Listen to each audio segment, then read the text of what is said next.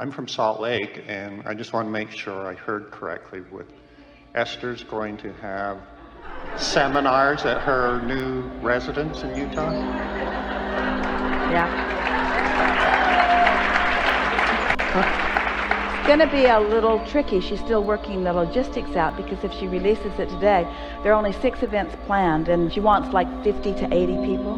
Really intimate conversations, no cameras, just recording, talking about special subjects, taking some subjects further than they've ever been before, that sort of thing. But she knows if she releases an announcement, all 6 of the events would fill in about 10 seconds. So she's trying to determine what's the most comfortable way of accomplishing it, and what she is receiving from us right now is trust that law of attraction will bring it about. So she's getting in the receiving mode and waiting for the impulse about how to go about it. Special subjects matters a lot. Special subjects that are really out there on the leading edge matter a lot. That's the whole point of what she is wanting from it. She's wanting an opportunity for a group of people to take a subject that is really meaningful, a group of people who have the same subject in common that is really meaningful, and then really accomplish a vibrational shifting upon it. And so she'll get the ideas, and she's talking about maybe doing some of that in every city, maybe on the Sunday following the big event. In other words, there are lots of ideas that are beginning to occur to her, because she selfishly wants to take thoughts further on some subjects. And so, very exciting prospect as these thoughts are coming to fruition. Well, I think it was in my vortex, because I've always wondered, Esther was born in Utah.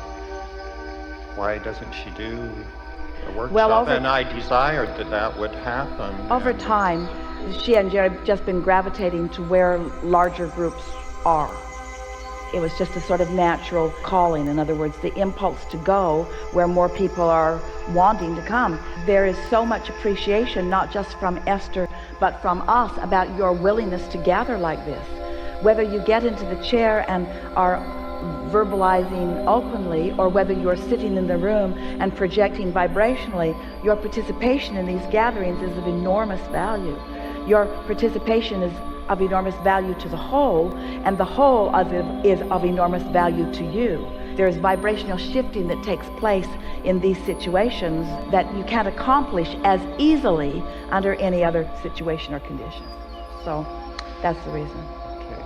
I have a question. I know, listening to you for a long time, that before we come, people may choose to be autistic or be gay or whatever. My question is... You come with vibrational intentions that turn to those things. Now let's talk about that in the context of what we've been talking about here. Let's say that you have a vibrational intention when you are born to really not just follow suit. In other words, to maybe be born in a family where they do everything wrong when you're growing up. You've come with the strong intentions to be your own person and find your own way and not be a conformist and things like that. And so that vibration that is within you when you are born is a strong point of attraction. And so just think of it in terms of a strong decision coming in that turns to those things. Now, my question is, do we also choose our specific physical characteristics? Yes. Like, I want to come with curly hair or Yes. freckles or... Yes, but it's more like this vortex that we've been talking about, you following it, yes? This vibrational reality, and how life causes you to put an intention in it or a desire in it, and as you put these individual ingredients in, and they begin to have a relationship with each other, these individual ingredients become something even more than their individual aspects. And so everything that you intended coming in was like that. There was a vibrational vortex ready to begin actualizing the moment that you came forth into your physical body. When we say to you that once an idea of your desire occurs to you, that so much momentum has already happened before the idea even comes to you. And the reason that we're saying that to you in this way is because we want you to feel the sureness and the importance and the bigness and the momentum of it in the moment that you realize it. we want you to acknowledge that every desire that occurs to you is a sure thing, slam dunk, once you know this the way that we are teaching it to you here today. The fact that you even know that you want something means that it can come to full fruition. You just got to stop shooting it in the foot every step along the way. You got to let the desire that peeked out from behind the clouds that you received for just a moment, you got to find a way to keep it out there in the brightness, which is just by soothing yourself and talking your doubts down and so forth. There is so much about you that was already in motion before you came here, that it was a certain thing that you would live a glorious, fantastic, wonderful life experience. In other words, that was a certainty. But you've got to match the vibration. It's interesting to us. We don't find it strange, and it certainly is not troubling, but it is of interest to us that so many humans are willing to put up with negative emotion for so long. It's interesting to us that you're willing to be that unkind to yourself, that you would learn to tolerate negative emotion when it is the indicator that you're not letting you be you. Negative emotion is just you not letting you be you. And whether it's the part of you that you put in your vortex before you were born, or the part of your vortex that you put in after you were born, sort of doesn't matter. Negative emotion means you're not letting you be you. And when you get over that, and you let you be you, oh, you'll have so much fun. Life will be so delicious. You'll wake up so eager to get into the day.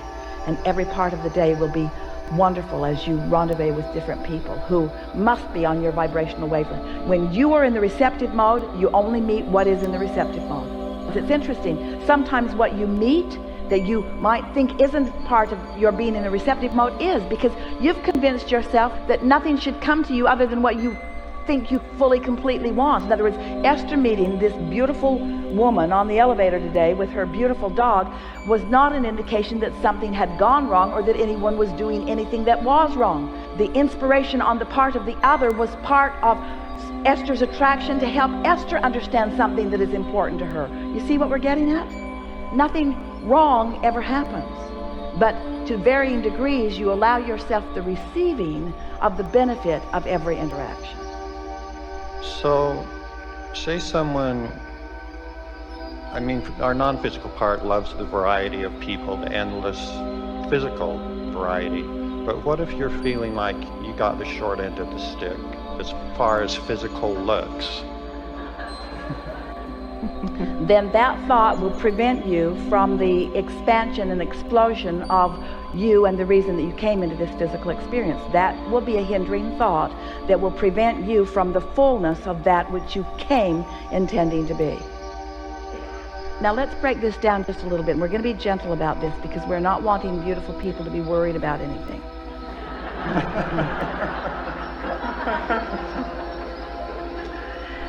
It's your emotional state of being and your relationship with who you really are that makes the perfect moments in time that you're wanting to live. And sometimes, not always, but sometimes the way you look is more about the way others are responding to you. And caring about the response of others often prevents you from your alignment with who you really are. We're not saying that you can't have it all, you certainly can. We're just saying, in most cases, when you're feeling that you got the short end of some stick and you're comparing someone else with something, it's about what they're thinking about it, not what you're feeling about it. In other words, when you are you looking out at the magnificent world, there's hardly anything about the way you look that matters.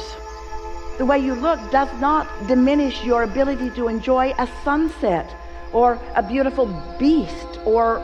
In other words, your pleasure is about alignment, you see. So say, you're out, you're single, and you're feeling like, okay, you instantly can see, yes, that person's attractive, or no, I'm not attractive to them, or yeah.